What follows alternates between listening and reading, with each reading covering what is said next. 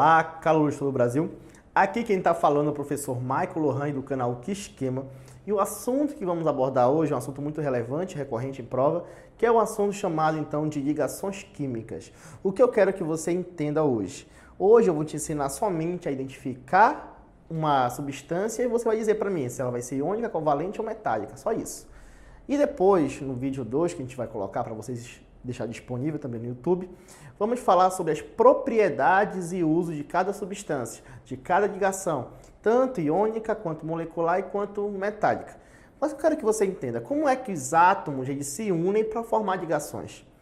Eu quero que você entenda primeiramente que existe uma regra chamada de regra do octeto, que fala o seguinte: para um átomo buscar uma estabilidade, é necessário que ele tenha então 8 elétrons na camada de valência, ou ele tenha a configuração eletrônica do gás nobre hélio. Olha só, que vai ser a configuração 1s2. Mas por que ele vai ter que ter a configuração eletrônica do gás hélio? Por que não pode ser de um outro elemento químico? Aí que eu vou te falar. Todos pertencentes da família 8A da tabela periódica, que são os gases nobres, eles não precisam buscar ligações com ninguém para ficar estáveis. Eles já são estáveis por natureza. Então, o que acontece? Existem na natureza elementos que estão tristes ali, jogados, que precisam fazer ligações para buscar uma estabilidade também. Então, o que acontece? Eles vão pegar, vão interagir, vai acontecer uma ligação química entre os dois e eles vão formar, então, aí uma substância. Então, gente, olha o que acontece aqui e verifica. Como é que consigo olhar uma substância e verificar se ela vai ser uma ligação iônica, se ela vai ser uma ligação molecular ou se ela vai ser uma ligação metálica? Olha como é fácil, olha como é muito tranquilo. Aqui eu coloquei para vocês uma sequência de elementos. Que sequência é essa que eu coloquei para vocês? É a sequência em ordem decrescente da minha eletronegatividade. Numa ponta eu vou ter o Flu como elemento mais eletronegativo. E no finalzinho aqui, ó, eu vou ter o hidrogênio como elemento menos eletronegativo. Mas eu tenho que ficar lembrando isso daqui para colocar, para verificar as substâncias? Te calma, tu vai lembrar isso aqui com certeza. Só tu colocar na tua cabeça uma frase. Olha que frase é essa. Fui ontem no clube, briguei e saí correndo para o hospital. De novo. Fui ontem no clube, briguei e sair correndo para o hospital. Então aqui em cima, ó, veja bem, eu tenho uma sequência de elementos. E o que eu quero te falar que é o seguinte, olha só. Eu vou ter uma substância iônica, e eu vou verificar o seguinte. Quando eu for olhar a substância, e eu vou procurar se os elementos dela estão aqui em cima. Se um elemento não tiver e o outro tiver, eu falo então que eu tenho uma substância iônica. Veja bem, logo nisso assim você fica imaginando, mas vou colocar os exemplos, você vai entender tudo direitinho. E aqui embaixo, como eu falo que ela vai ser covalente? Ela vai ser covalente quando todos os elementos que fazem parte daquela substância estiverem presentes nessa fila aqui em cima. Olha só, quando todos estiverem, então vou ter uma ligação covalente. Agora, se eu tiver uma substância que ninguém estiver, eu falo então que vai ser do tipo metálica. Então olha para cá e verifica como é que isso vai funcionar, como é que isso vai proceder. Então eu quero somente que você aguarde um pouquinho, que eu vou só virar o quadro e você vai entender melhor.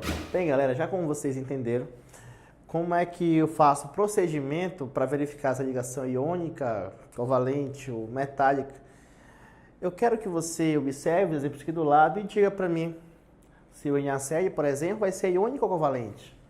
O H2SO4 é iônico ou covalente. E por aí vai. De antemão, eu quero que você entenda uma coisa. Olha só. Para ser iônica, bora lembrar, eu tenho que ter o quê? Olha, um elemento não vai pertencer a essa fileira e um dos elementos vão pertencer a essa fileira. Covalente. Todos os elementos têm que fazer parte da fileira aqui de cima. E a ligação metálica? Eu vou te explicar a ligação metálica mais na frente, como é que isso procede. A ligação metálica, na verdade, é uma mistura aí de metais em proporções adequadas, como o ouro de 8 quilates, como o bronze e por aí vai. Mas olha para cá. Bem aqui, eu tenho, olha, o NaCl. Como é que consigo olhar para o NaCl e dizer para vocês se ele vai ser iônico ou se ele vai ser covalente? Olha como é tranquilo. vou procurar bem aqui, olha, primeiro elemento que faz parte da substância, olha, o sódio, o Na. Bora analisar o Na bem aqui, ó. Será que o Na faz parte da fileira? Bem, aqui eu não estou enxergando o Na, então o Na não está fazendo parte da fileira. Então eu digo para vocês que o Na não está pertencente. Agora, será que o cloro faz parte? Bora procurar? Tá bem aqui o cloro aí, que bacana. Se o cloro está pertencente, tu dá um okzinho para ele. Olha só, o NaCl, um dos elementos não fazem parte da fileira e um dos elementos fazem parte da fileira. Quem tem essas características, então, vai ser aqui a ligação que chamamos de iônico. Então, posso falar tranquilamente que o NaCl é uma ligação iônica. Olha aqui para baixo agora. Aqui eu tenho o H2SO4. O H2SO4, eu vou te perguntar uma coisa. Quais são os elementos que fazem parte dessa substância? Tem o hidrogênio, o enxofre e o oxigênio. Vamos verificar se todos eles fazem parte, então, aí dessa minha fileira. Olha só, aqui eu enxerguei ó, o hidrogênio, enxerguei o enxofre e enxerguei também o oxigênio. Ou seja, todos eles fazem parte da minha fileira. Então, se todos eles fazem parte da minha fileira, então eu tenho uma ligação que chamamos de covalente ou molecular. Outro exemplo. Aqui embaixo, olha, eu tenho H2O, eu tenho o hidrogênio e o oxigênio. Bora verificar se eu encontro aqui na fileira? Aqui eu tenho o hidrogênio e aqui eu tenho oxigênio. Beleza, olha.